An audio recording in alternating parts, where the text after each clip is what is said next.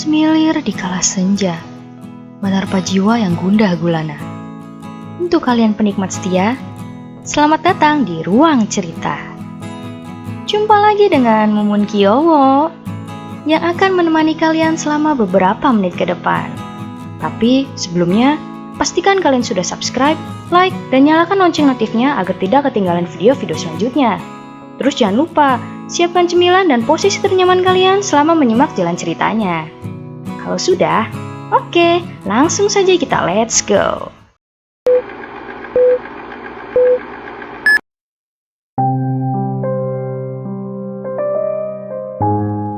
Tiba saatnya giliran Starla untuk diwawancarai. Ia memasuki ruangan tersebut dengan perasaan sedikit gugup. Begitu Starla masuk ruangan, CEO tersebut tidak hentinya memandangi Starla dengan tatapan yang sedikit berbeda. Namun, Starla yang sedang fokus pada sesi wawancaranya tidak menyadari hal tersebut. Ia hanya fokus pada sesi wawancara yang sedang berlangsung agar berjalan dengan lancar. Sejauh ini, semua pertanyaan dapat ia jawab dengan cukup tenang dan percaya diri. Tak ada satupun pertanyaan yang sulit untuk dijawab. Hingga tiba di pertanyaan terakhir yang menurutnya sedikit keluar konteks. Starla Wilhelmina, apakah Anda pernah bertemu dengan saya sebelumnya? Tanya Surya dengan serius. Mohon maaf, maksud Bapak? Saya rasa ini pertama kali saya bertemu dengan Bapak. Jawab Starla ragu-ragu. Surya menghela nafas beratnya karena sedikit kecewa dengan jawaban yang diberikan oleh Starla. Oke, kalau begitu, sesi wawancara kita cukupkan sampai di sini. Anda boleh keluar sekarang, dan untuk pengumuman selanjutnya akan kami kabari lewat surel besok pagi. Keesokan harinya, tibalah waktu untuk pengumuman hasil wawancara kemarin. Starla sangat berharap ia bisa lolos. Sudah sedari subuh, dia memandangi kolom kontak masuk surel. Dan akhirnya, tepat pukul 9 pagi, hasil wawancara pun diumumkan. Tangannya sedikit gemetar saat membuka isi suratnya. Begitu pesan dibuka, dia membaca isi surat tersebut dengan hati-hati, diiringi dengan tarikan nafas panjang. Karena dia tidak ingin sepatah kata pun dilewatkan. Setelah selesai membaca pesan tersebut, seketika tubuhnya terdiam dan terpaku. Wajahnya kosong, pikirannya melayang entah mana. Beberapa saat setelah itu, ia mencoba membaca ulang pesan tersebut untuk memastikan. Akan tetapi, berapa kali pun ia membaca, hasilnya tetap sama. Betapa senangnya ketika mendapati dirinya lolos dan diminta untuk segera bergabung dengan perusahaan besok pagi. Starla amat bahagia. Ia segera keluar kamar untuk memberi kabar ke seluruh anggota keluarganya. Ayah, Ibu, Asteri, Dipta, aku lolos. Besok aku sudah mulai bekerja. Seru Starla gembira. Serius, Kak? Wah, aku jadi ikut senang. Selamat ya, Kak. Sahut Asteri yang segera menghampiri Starla. Makasih, Ter. Jawabnya sembari memeluk Asteri. Wah, selamat, Kak. Pokoknya, gajian pertama harus traktir aku ya. Sambung Dipta dengan senyum tipisnya. Siap. Apapun yang kamu minta pasti aku belikan. Selama itu tidak menguras habis saldo ATM-ku. Jawab Starla sambil mengusap rambut Dipta. Selamat ya nak, ayah dan ibu juga ikut senang. Kedua orang tua Starla menghampiri dan memeluknya. Malamnya, Starla tidak bisa tidur. Sudah 5 jam dirinya sangat gelisah di atas tempat tidurnya. Perasaan bahagia dan gelisah bercampur aduk dalam dadanya. Pikirannya pun melayang-layang, tak terkendali menembus awang-awang. Ia tidak sabar untuk memulai hari esok. Guling dan bantal pun menjadi saksi bisu luapan perasaan Starla. Namun, malam semakin larut.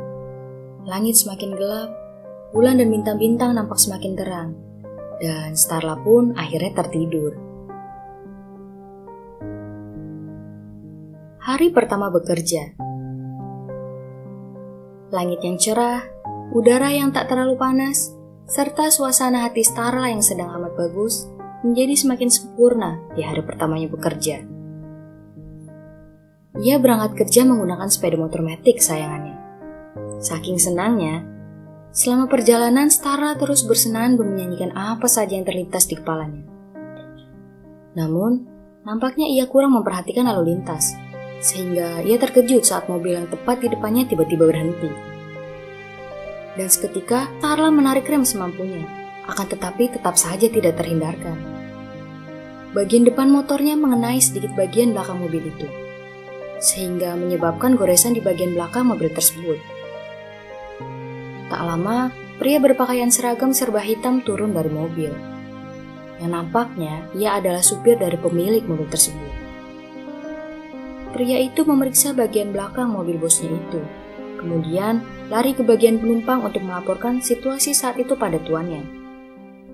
Pemilik mobil itu pun segera turun dari mobil, yang membuat Starla jadi tambah bingung harus berbuat apa.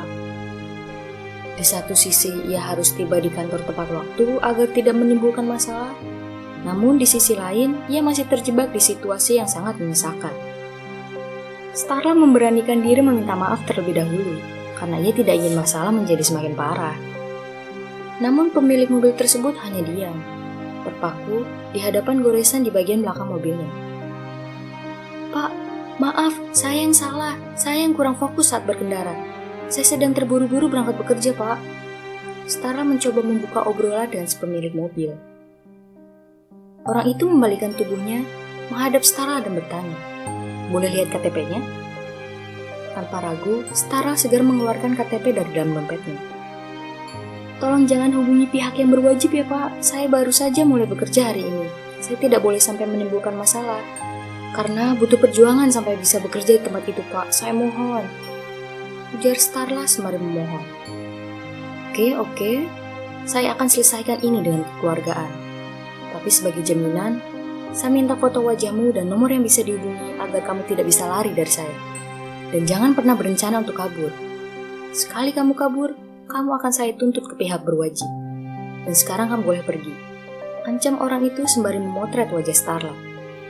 "Baik, Pak, saya akan ganti rugi nanti. Sekarang saya harus pamit dulu, terima kasih banyak, Pak," jawabnya singkat sembari melaju motornya. Sepanjang perjalanan, Starla terus bergumam, "Dasar orang kaya, seenak jidatnya aja, padahal dia juga salah. Kenapa dia berhenti mendadak? Untung aku sedang buru-buru, jadi tak kuladeni dia tadi. Rusak hariku yang indah aja." Untungnya, Starla tiba di kantor tepat waktu. Sesampainya di ruangan kerja, ia disambut oleh Pak Toto, tim leader dari divisinya. Pak Toto merupakan orang yang ramah dan sangat berwibawa. Beliau dengan rinci mengajarkan apa yang akan menjadi tugas Starla ke depannya. Starla pun belajar dengan cepat. Dalam sehari, ia sudah bisa menguasai semua materi yang Pak Toto ajarkan. Tak satu pun ilmu yang diajarkan terlewatkan. Seolah-olah Starla lahir untuk bekerja di sana. Hal ini membuat Pak Toto sangat bangga pada kecerdasan dan kegigihan Starla. Malamnya, seperti biasa, setiap ada penerimaan karyawan baru, pasti akan ada acara penyambutan. Hal ini dilakukan untuk mengeratkan tali kekeluargaan dan menciptakan lingkungan kerja yang nyaman. Kali ini, acara dilangsungkan di sebuah restoran ternama di tengah kota. Tapi tak seperti biasanya. Surya menghadiri acara tersebut tanpa melewatkan momen satupun. Ia datang lebih awal dan pulang setelah yang lainnya pulang. Dan selama acara berlangsung, Surya hanya memperhatikan karyawan baru itu. Nampaknya Surya semakin tertarik pada kepribadian Starla. Namun saat ini ia hanya bisa memandanginya dari jauh. Ia menunggu hingga semua karyawan pulang, dan tinggallah Starla seorang diri yang bersiap untuk pulang. Surya menghampiri Starla. "Kamu pulang sendiri? Mau saya antar?" tanyanya. "Oh, tidak perlu repot-repot, Pak. Terima kasih atas tawarannya. Tapi saya bisa pulang sendiri." Starla menolak sembari tersenyum. "Tidak perlu sungkan. Ini kan bukan kali pertama kita bertemu. Santai saja," jawab Surya dengan santai. "Maksud Bapak?" tanya Starla sedikit bingung. "Oh, itu. Memangnya pacarmu tidak menjemput? Ini sudah malam loh." Surya mulai gugup dan melontarkan pertanyaan dengan acak. Saya tidak punya pacar, Pak. Lagi pula, saya berani kok pulang sendiri," jawab Starla sembari mengambil kunci motor di dalam tasnya. Oke, kalau kamu bersikeras, saya tidak berhak memaksa. Yang penting hati-hati di jalan, karena banyak orang jahat di luar sana." Surya membalas dengan senyumannya. "Siap, Pak. Sekali lagi terima kasih atas perhatiannya. Kalau begitu saya permisi dulu, jawab Starla dengan senyum manisnya yang kemudian segera berjalan menuju tempat parkir motornya. Starla pun segera pulang dengan mengendarai motor metik sayangannya itu.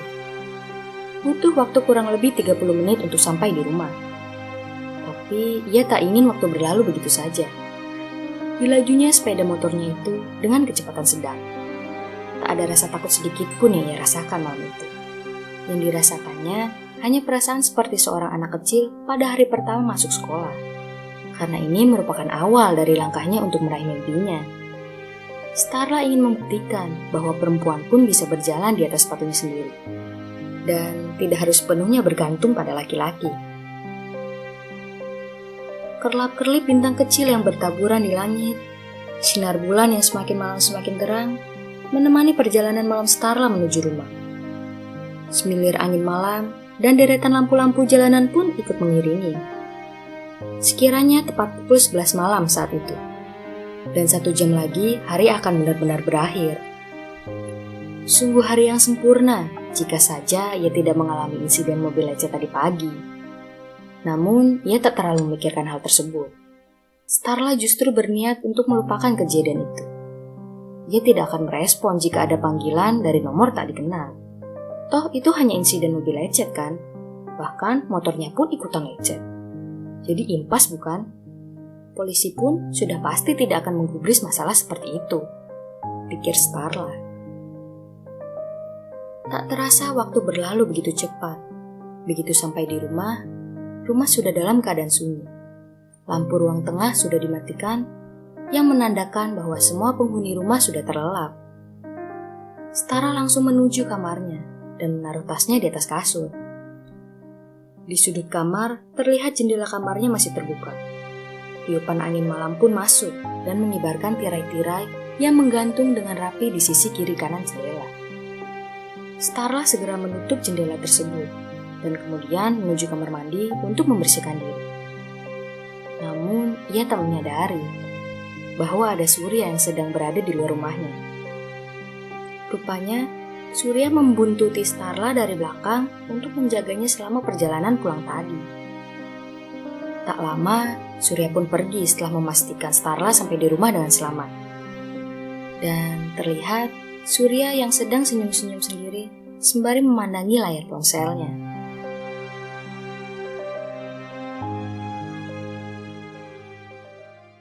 Bersambung guys. Gimana? Bagus kan ceritanya? Pasti ketagihan kan? Ya kan? Ya kan? Ya kan? Yalah, masa enggak? Don't worry and be happy. Mumun Kyowo bakal kembali lagi dengan cerita yang gak kalah bagus. So, pencet dulu tombol subscribe dan like-nya ya, biar Mumun tambah semangat ngontennya.